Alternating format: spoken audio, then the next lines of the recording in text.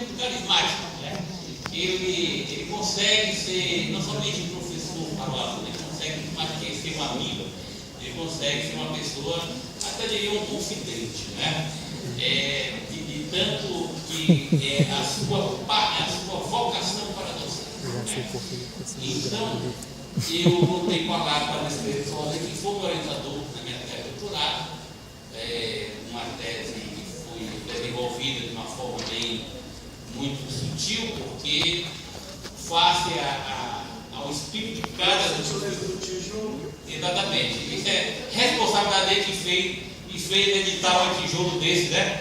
Mas realmente foi um trabalho bem, muito desenvolvido de uma forma profícua, bem harmoniosa e com bastante responsabilidade. É um trabalho que eu não atribuo somente a mim, mas também compartilho com os outros, porque teve participação direta nesse livro. E não foi à toa que eu fiz a escolha para que ele me orientasse, preferi um sociólogo a uma pessoa do ramo jurídico, porque o tema envolvia saúde pública. Depois se fala em saúde pública, se fala em direitos humanos, se fala em direitos fundamentais, e muitas pessoas, infelizmente, no ramo jurídico não têm essa sensibilidade para trabalhar com a saúde de uma forma geral, com o direito à saúde. Eu falo isso porque eu, quando eu desenvolvi a dissertação de mestrado, tive uma orientadora do mundo jurídico e tive uma certa dificuldade de desenvolver meu trabalho de conclusão de curso. Daí porque eu preferi o professor Rosendo, que já era bastante conhecido e é realmente um catedrático de mão cheia, vocês vão ver aqui, e ele vai nos orientar certamente com suas palavras muito pertinentes, uma pertinência temática que ele ia peculiar, e com a característica que ele é basilar, que é ser um docente vocacionado para a arte de ensinar. O professor Rosendo, fique à vontade, sinta-se em casa, e eu tenho certeza que todos nós saberemos lidar com os problemas da saúde mental, que é um problema mundial, é um problema nacional. Para você ter ideia, mais de quase meio bilhão de pessoas no mundo vivem com problemas mentais, com problemas de transtorno mental, com problema de saúde mental. E no Brasil não é diferente. No Brasil, infelizmente, nossa população está, de certa forma, doentia. E isso vai saber ter comigo, em relação à saúde mental. Nossa população hoje está doente, sofre de algum tipo de transtorno mental. Em torno de 12% da população brasileira sofre de algum transtorno mental. Você sabe o que isso representa? Representa mais de 2 milhões de pessoas que têm problemas de saúde mental.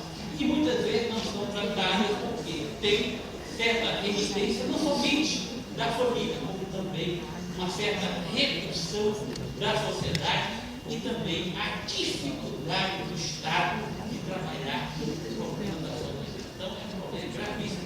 Certamente, alguns de vocês já se depararam com algum familiar que tenha um transtorno mental, algum problema de saúde mental, e aqui envolvendo saúde mental no contexto bem amplo, você tem no sentido de alcançar não somente dependente de droga, alcoólicos, como também qualquer tipo de transtorno psíquico, muito comum hoje na sociedade, a esquizofrenia. Então, professor Rosendo, saiba nos parabenizar, saiba nos alimentar dessa sua facilidade de trabalhar com esse tema tão importante e que, infelizmente, tão relegado ao segundo plano de toda a nossa sociedade. Muito obrigado a todos. O professor Rosendo está com a palavra. Terá exatamente, professor, 60 minutos para se proferir sua conferência. Muito obrigado.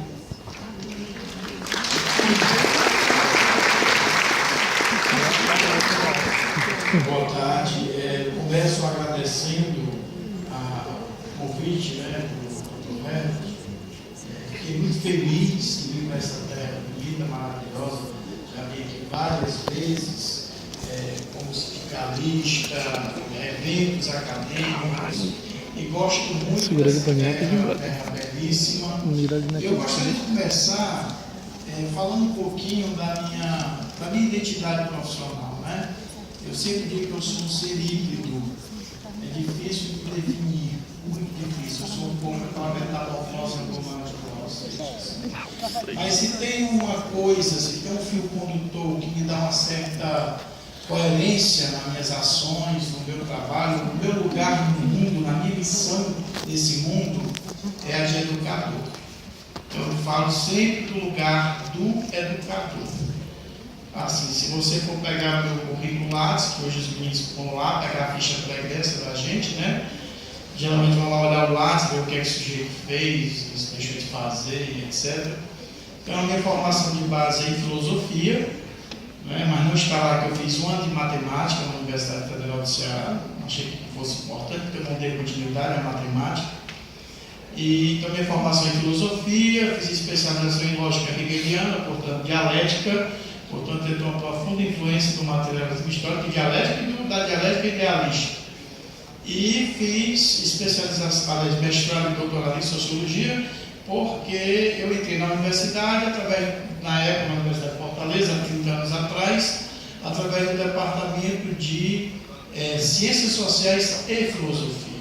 Então, o primeiro curso que eu comecei a dar aula, estou lá há 30 anos, que é o curso de Direito. Por isso que ele disse que eu tenho muita familiaridade com o direito, porque eu já lecionei introdução à filosofia, filosofia geral, sociologia geral e outras disciplinas do curso de direito. Hoje eu leciono ciência política, hoje não, há alguns anos, quase 10 anos que eu leciono ciência política e antropologia jurídica. E o tema que os dois meninos apresentaram, eu queria comentar um pouco sobre a extrema relevância do tema que eles apresentaram, e ao mesmo tempo registrar uma tristeza muito grande, porque eu vejo muitas vezes os alunos do campus com o vadimeco debaixo do braço. Espero que vocês saibam que não se aprende por osmose, viu? Tem que abrir o vadimeco, não adianta não abrir debaixo do braço somente não. Ele pesa bastante, mas ele tem um defeito de fabricação imenso. Ele não contém a Lei 9394/96. Que é a famosa Lei de Diretrizes e Bases da Educação Brasileira. Então, esse é um grande defeito de fabricação do vadimeco. Ele não contém a Constituição da Educação Brasileira. E ele não tendo vamos dizer assim, esse documento fundamental para se entender a educação no Brasil, ele, claro que vocês geralmente desconhecem a Lei 10.639/2003, a Lei 11.645/2008, que estabelece não só o ensino da cultura afro-brasileira e africana, história e cultura africana e afro-brasileira, mas também indígena, que é o que diz a Lei 11.645/2008. E assim, eu sou muito sensível a essas questões, até porque o que eu vou falar aqui parece muito distante do que os meninos colocaram, mas apesar dos negros não serem minoria no Brasil, na verdade nós somos o segundo país de população negra no mundo, né? Nós só ficamos atrás da Nigéria, essa é a grande verdade. E eu estou num estado que, ao contrário do que muita gente pensa, porque muita gente pensa que na Bahia que tem muito negro, mas assim, para vocês terem uma noção, o estado do Maranhão é o estado que tem mais quilombos no Brasil, muito mais do que na Bahia.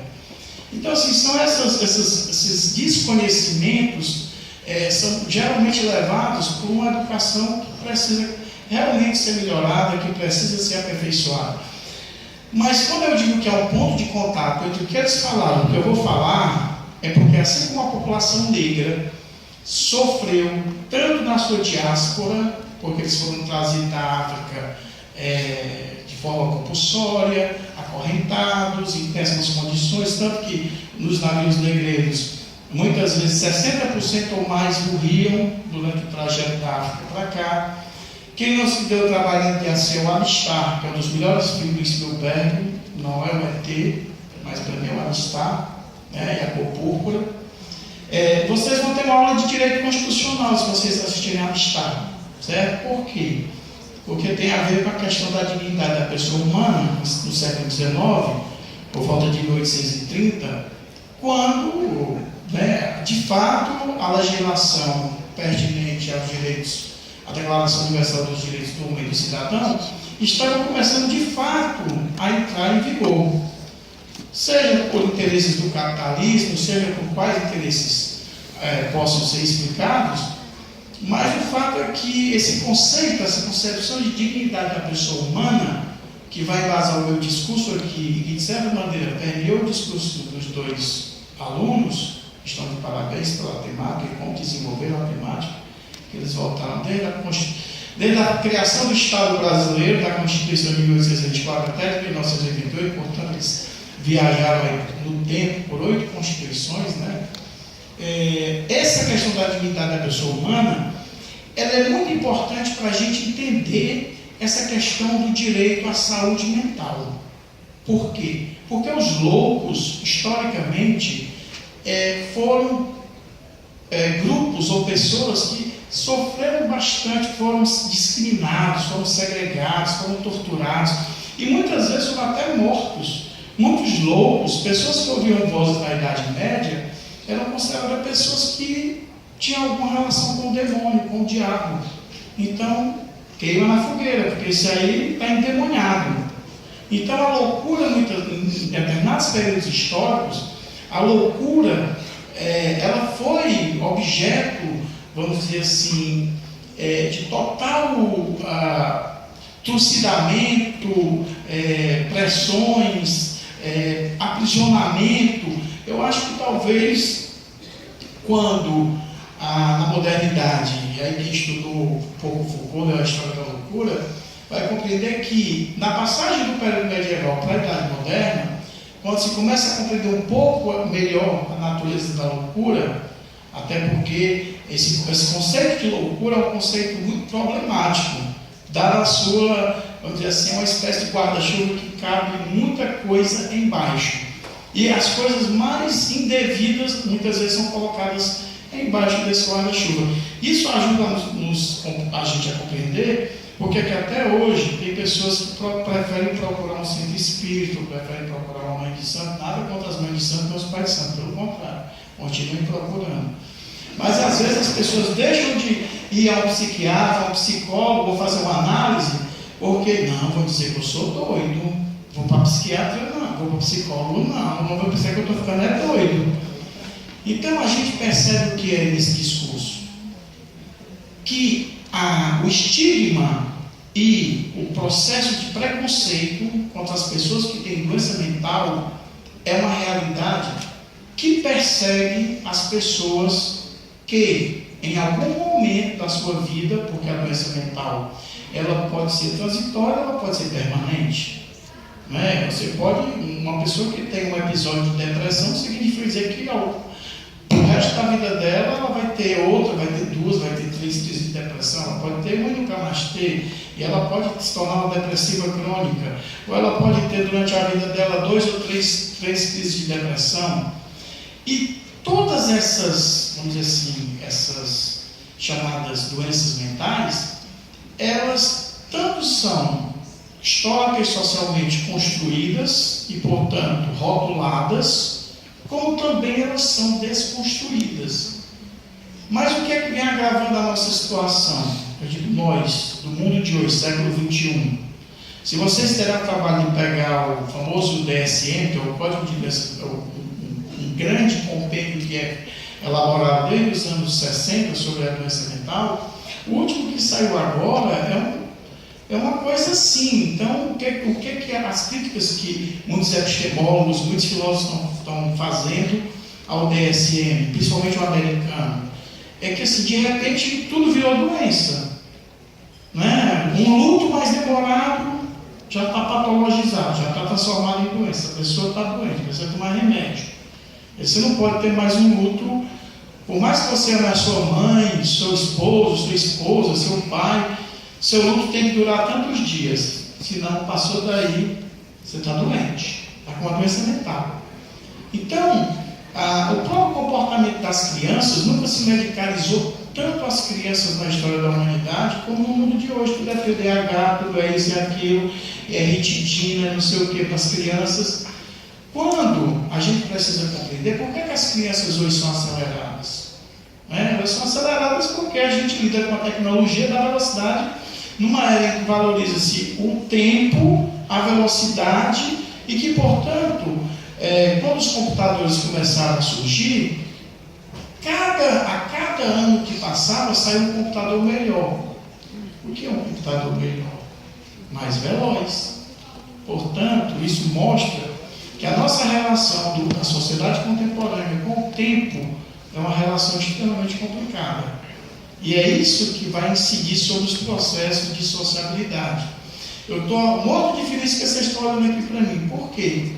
Porque hoje, infelizmente, se a gente não tiver cuidado, a gente não larga isso aqui. Isso aqui é uma coisa fascinante, não resta dúvida. Você carrega o mundo na palma da mão.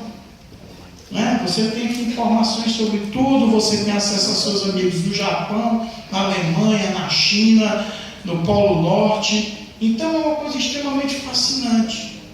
Mas a gente sabe que essas tecnologias da comunicação e da informação, elas estão criando muita dificuldade nos processos de sociabilidade do mundo real, das relações cara a cara, face a face. Eu sempre gosto muito de sugerir filmes para os meus alunos, porque eu acho que esses filmes são extremamente educativos.